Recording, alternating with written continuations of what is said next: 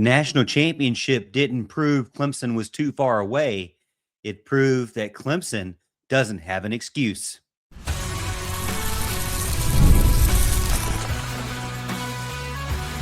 You are Locked On Clemson, your daily podcast on the Clemson Tigers. Part of the Locked On Podcast Network, your team every day. What's up, Tiger fans? Morgan Thomas here, Clemson fan, Clemson grad, host and producer of Locked On Clemson, part-time host and producer over on 105.5 FM The Roar. Thank you so much for making Locked On Clemson your first listen of the day. We're part of the Locked On Podcast Network, now the #1 sports podcast network. And if you are or have been part of the show, thank you so much for being an everydayer by clicking that like button, clicking that follow button, and the subscribe. If you haven't yet already and you love Clemson football, basketball, and everything in between, go ahead and do that so you never miss another episode. About 67% of you have not yet subscribed, so get in there and do that. Today's episode, we're going to continue the discussion that I said about the college football national championship game, because now it's over. I gave you a little bit of a halftime thought process. I'll let you know if my thoughts changed at all now, one day removed from the game, after seeing really what an exciting game it was between Miami and Indiana. Before we get into it and talk about the ways Clemson can still win, the ways Mendoza showed us what the blueprint is for a quarterback, and then what the reality is of college football in segment one, today's episode is brought to you by Game Time. Download the Game Time app, create an account. Use code LOCKEDONCollege for $20 off your first purchase. All right, let's jump into it. Segment one, Indiana has not broken college football, has not really, while they did shock college football, they exposed maybe some lies that we like to tell ourselves. Now, what happened last night? Indiana was the first college football team ever to go 16-0. They won 27-21 against the Miami Hurricanes, who had a chance at the end of the game to win it. It wasn't a blowout. There were a few fireworks here and there, but it was a lot of controlling the football, controlling the time of possession, discipline, executing at a high level, not making a ton of mistakes, and just playing cleaner football than Miami when it mattered the most, and still having to get around a Miami football team that we saw was throwing some, a little bit of cheap hits here and there. Obviously, a lot of grabbing on both sides, but a lot from the Miami side as well. But Indiana just kept fighting through, didn't let the moment get too big, didn't let all the emotions take over them, and did not really come out and just destroy Miami, which they had been doing in many other teams out there. Miami was an extremely talented team. You could argue, and maybe you wouldn't even need to argue it because it's just facts. They had a more talented roster. They had guys that were just as explosive or even more explosive. And overall, when the biggest moments came out, they were able to hit on a few of them. Tony had a big play.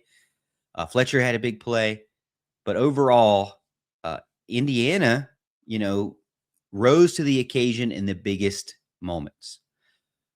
One of the things that I believe died with Indiana winning, and not only winning, but winning and winning every single game this season, 16-0, is that idea that you have to be the richest team in the country with the most money and the biggest donors and the biggest alumni base to win a national championship game.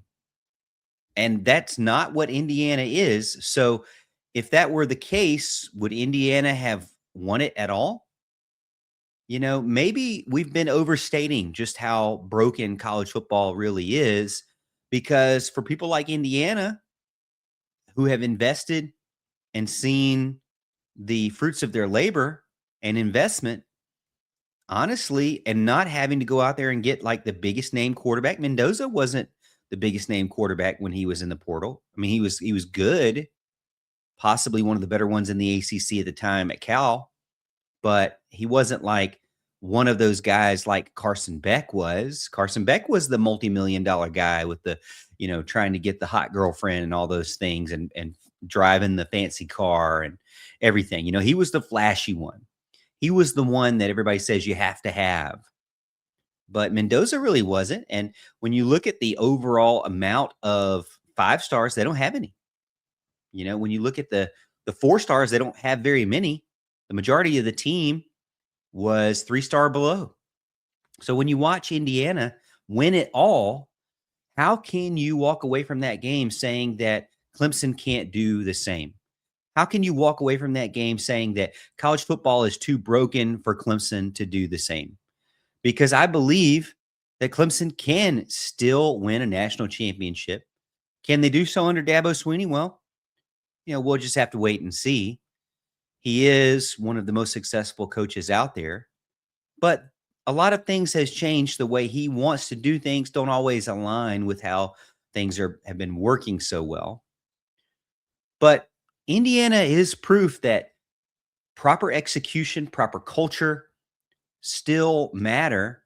And with NIL backing, you don't have to be a billionaire, backed by Mark Cuban, even though they do have him. It wasn't like they had a roster stacked. The stacked roster was Ohio State. Honestly, the stacked roster was Miami. The stacked roster could be Alabama. I mean, there's just so many teams out there. Oregon, there's just so many teams out there that have spent a lot of money. Georgia, even, that were not in this game at all. So Indiana is proof that, and they built it over, the first year, last year, what was it last year where Colin Cowherd said, well, hope we never put Indiana in this playoffs ever again. Now look at them. We have to be careful about blaming the system too much. I don't like what happened with Ole Miss this past week.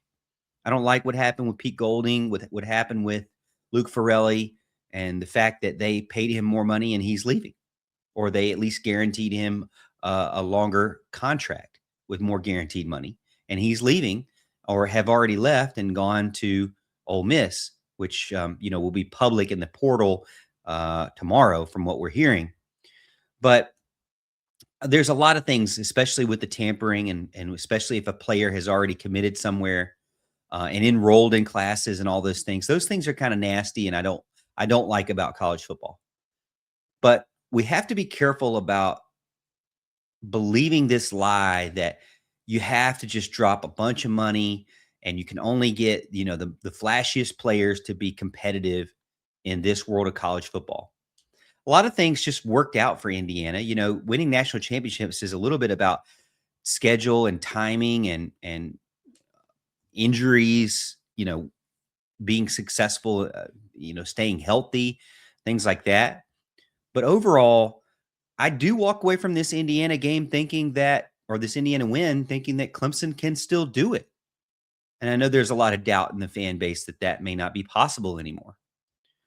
But Indiana won knowing who they are and what they wanted to be. It's not some crazy blueprint. After finishing that game, I didn't change much of my mind from halftime. You have to play as a unit together, have an identity. Clemson didn't have an identity on offense. We know that. Clemson's identity on defense didn't fit the players they had. And so that was a double whammy of negative, but they still won 7 games and got to a bowl game. Physical football as well. Clemson last season shied away from it. Garrett Riley didn't want to run the ball and establish dominance on the ground. The defensive line didn't really seem to get after the ball like they should have. The physicality of the team disappeared. Senior leadership was definitely there, and that's why I think for most Clemson fans, it was just so doggone frustrating how it all worked out, because this was supposed to be the year for Clemson. And Indiana had a quarterback who rose to the occasion in the moment, not folded or reverted backwards like Clemson had. So, Clemson had a lot of the same abilities or players on the roster to do exactly what Indiana did, but they weren't able to show it in 2024 or 2025.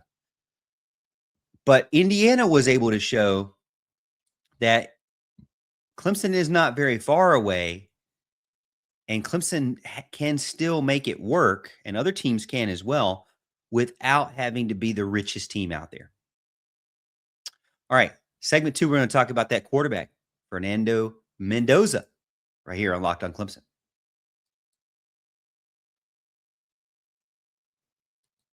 There's nothing like college football season, tailgates, packed stadiums, and being right there in the middle of it all. The energy, the bands, the moments that you remember forever. But actually getting tickets, well, that part used to be frustrating with long queues, logins, and prices jumping at checkout. That's why Game Time gives the advantage back to fans. It's the easiest way to unlock amazing college football tickets and experiences in just a few taps. I love the zone deals. They stand out to me every time because you can go pick a section. Game Time picks the seats for you. I know it seems kind of scary, but you can save even more money. Take the guesswork out of buying college football tickets with Game Time. Download the Game Time app, create an account, use code LOCKEDONCollege for $20 off your first purchase. Terms apply. That's, again, code LOCKEDONCOLLEGE for $20 off. Download the Game Time app today.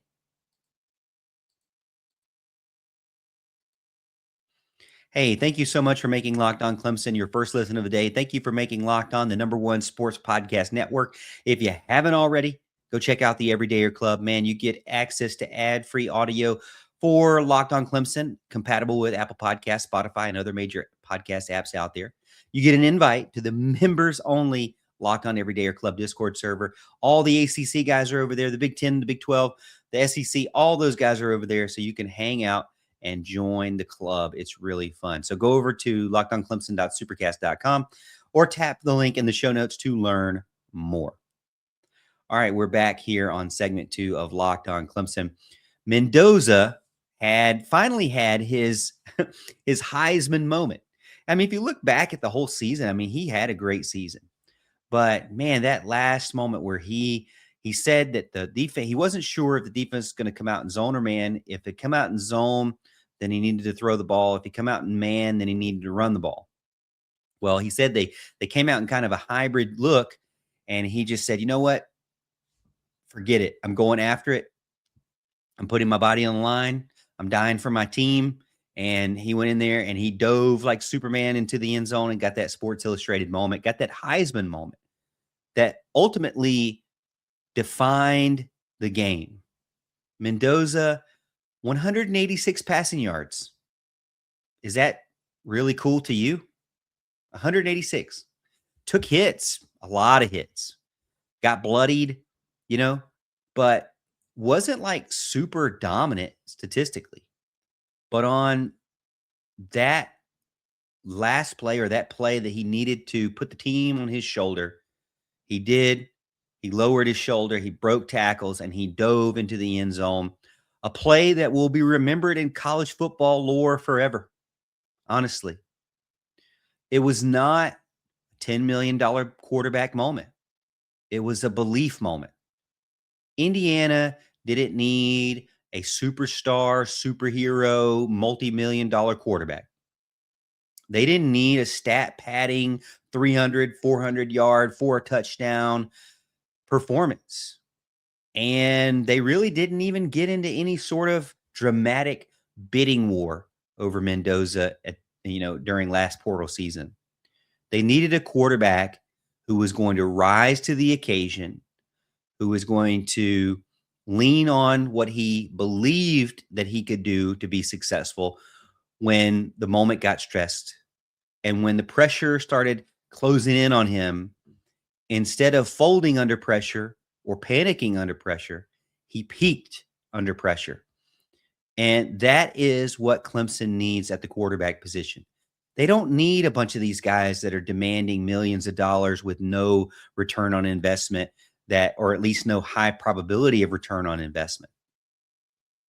Can Christopher Vezina throw for 186 yards? Can he take hits? Can he get bloodied if he needs to? Can he put the team on his shoulders when the game is on the line? That's kind of the big question. The good thing is that you can go 16-0 and really not need that multi-million-dollar Heisman moment until the very last game. but he got one.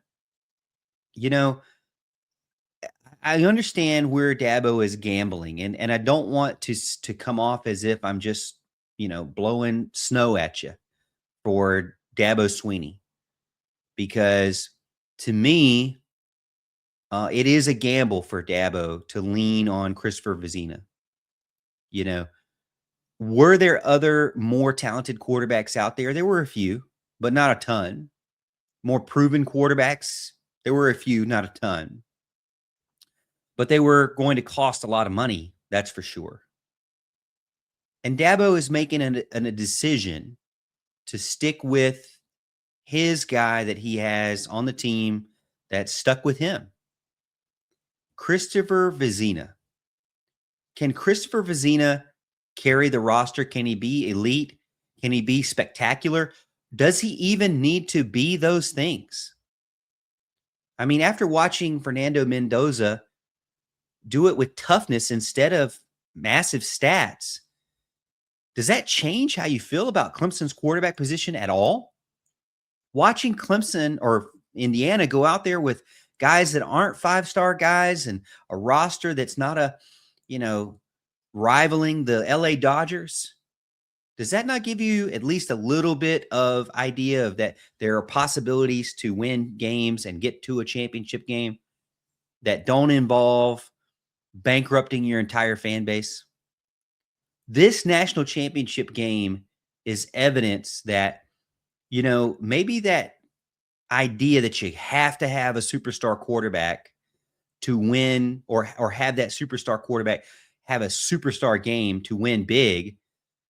I mean, was Mendoza as good as Trevor Lawrence or Joe Burrow, Deshaun Watson, or even Jalen Hurts and those guys? I mean, not really. Was he as electric as Stetson Bennett? Not really. But he was steady and he was true and he fought through and he was tough. Consistency. And he made the big play when Indiana needed it the most. And it wasn't with his arm, it was with his legs. Clemson needs a guy like that. So if Christopher Vezina is going to be that guy, which we all believe is being tapped to do that, he's going to get his opportunity. My encouragement to you and to Christopher Vezina would be, you don't need to carry the entire roster, and you shouldn't. You don't need to be by far the most elite player on the field either, or have spectacular throws every single drive. There just needs to be consistency in your identity and intelligence to get the ball where you can get it into your playmakers' hands and be the most successful to win the game. And I do believe Chad Morris does a really good job, or did in the past do a really good job of getting the ball into his playmakers' hands. But ultimately, you do have to have that Mendoza moment as well. You might could get away with it for a whole 15 games. But then when the game is on the line, national championship, and it's close, sometimes you got to put the team and will yourself in and kind of, as Mendoza said, die for them. Put your body on the line to go after it. Again, I'm encouraged after this national championship game because it wasn't any of the true college football powerhouses that were in it. I don't feel like college football is going the way of Formula One yet, where it's just one or two or three teams. I don't feel like college football is going the way of baseball yet, where it's just the Dodgers and the Yankees and everybody else is kind of basically playing farm team. Could it eventually be there? Yeah, it could. It could. But right now, there's a lot of, to me, hope that Clemson can take this example from Indiana and move forward and have some success. All right, hey, we're going to finish out the show here, segment 3 for the everydayers. Stick with me. Locked on Clemson, right here.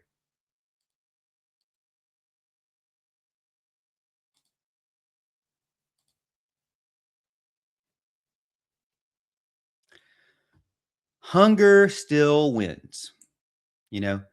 95 players added under Kirk Cignetti, and 90 were three stars or less. It goes back to player evaluation and fit for what you're trying to do, not bidding wars, not chasing stars, but getting players who fit what you're looking for. Well, why does this sound familiar to us? Well, when you look at Brad Brownell, is that not what he has been doing so successfully on the basketball court? Not chasing superstars because it's not worth it at the end of the day.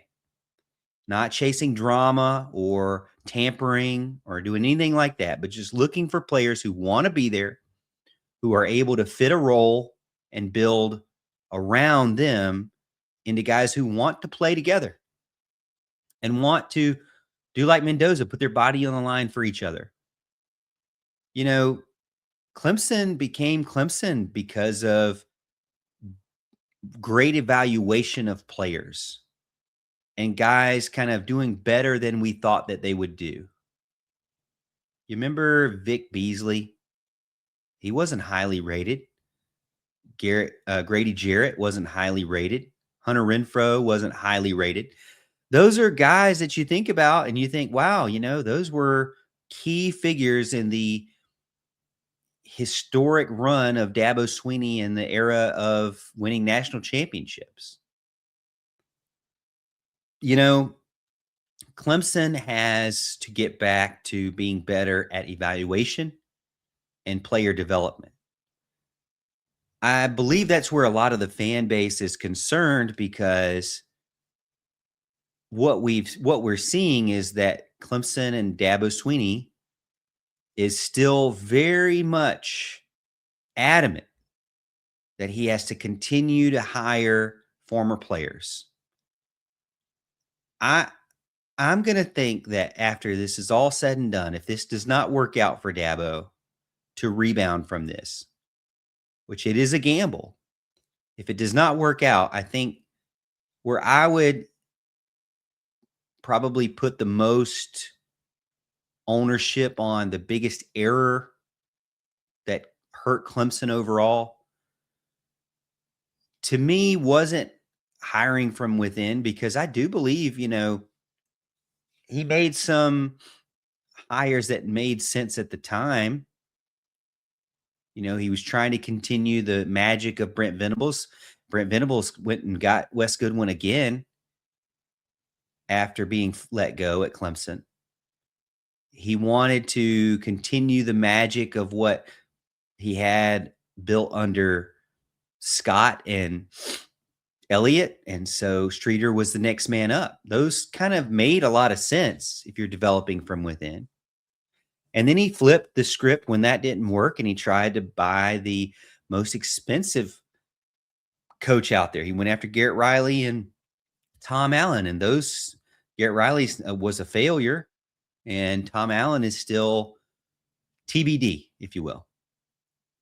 But Dabo is trying to adjust it. But I think if you look back, for me, kind of what I would say is his biggest negative, or the thing that hurt him the most in his legacy, was just continuous hiring of position coaches that were former players.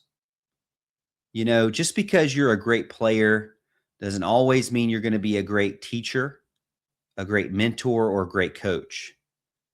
And to me, or even a great recruiter. And there's a lot of argument about, does it matter if you're a great recruiter or not? Because all you're doing is just throwing money at guys. I think it still does, because it is the guy that you are working for. Sometimes a lot of money doesn't matter if you don't want to be around a coach. If you really don't like this guy, or you get there and you start to realize like, man, his personality, my personality don't work out well together, then, it's hard to keep players around. You still have an element of high school recruiting that you have to work on as well. And the recruiting involves heavily the position coaches. So Clemson has to, in my opinion, be successful in player evaluation and getting them to fit in the right spots on this team, getting them ready for the games as well. To me, Clemson has the resources. They got the money. They got Indiana money, I'm sure. Maybe they don't have the same NIL money as everybody, but they have the revenue share to at least stay competitive. They have the infrastructure for sure. And there's plenty of opportunity in the ACC with Clemson and all the historic, success that Dabo Swinney has had. What Clemson needs to rediscover is how it's going to fight for that next year and a better season than they had in 2025. You really can't afford to just keep going up and down, drastically, because then you turn into the Florida States of the world. So you got to find a way to keep that hunger going. And it's hard when you're on the top of the mountain because you've already reached it. Most people don't stay at the top for very long till they fall down. And as I've mentioned in many of the shows, my biggest concern not only is the fact that there's a lot of hiring former players who may or may not be great coaches or evaluators of talent or recruiters, but there's also a problem of, continuing that hunger. We talked about the team itself didn't always feel like they were holding best as the standard. It was just like, we'll do our best today is the standard. It wasn't like holding themselves to an elite standard. It was just, let's just have a good day today. And then the whole orange breeches thing that happened where they wore orange breeches for the Boston College game, and Dabo admitted that they wouldn't have many opportunities, so they wore that. That to me was bogus and compromising. Indiana earned their chance at a national championship over time, but it did happen quickly because the evaluation of players was done correctly in a short amount of time. Clemson needs more players, that's for sure, but they need to become very, very good at evaluating who they have and making that decision quick. If they don't have the guy they want, then they need to go get it in the portal immediately. You can't afford to sit around and hope that development will happen, because more often than not, development is just as much or maybe even more of a crapshoot and a guessing game than just going and finding somebody who is just raw talented, more talented than somebody else. All right. Hey, Indiana didn't steal a title. They didn't steal the national championship. They earned it. They built themselves up from basically nothing. I mean, you saw the pictures. The stands had no fans in it. So Clemson in the middle of little old Pickens with a 82,000 fan stadium packed almost every Saturday, even in a bad season, can get back. But they've got to find and remember who they are. Thanks for tuning in to today's podcast. Again, I can't wait to talk to you tomorrow, and subscribe over on the over on YouTube and Facebook, or not YouTube and Facebook, but YouTube and podcast, excuse me. So you can get the latest episodes. Follow me over on X at the Morgan T Show, and check out the Everydayer Club. I talked about it, but you got to be about it and go in there and check it out. Discord access, ad-free audio of the show. LockedOnClemson.supercast.com and all the other hosts in there as well, and a lot of other fans, hundreds of other fans. For those of you who are watching on video, we have that Locked On Podcast Network YouTube channel that you're going to go to. And then on audio, we'll ask you to go check out the Locked On College Football Podcast. I'm sure that you will love it. And as always, Tiger fans, hey, we'll see you tomorrow, and we'll see you at the top of the hill.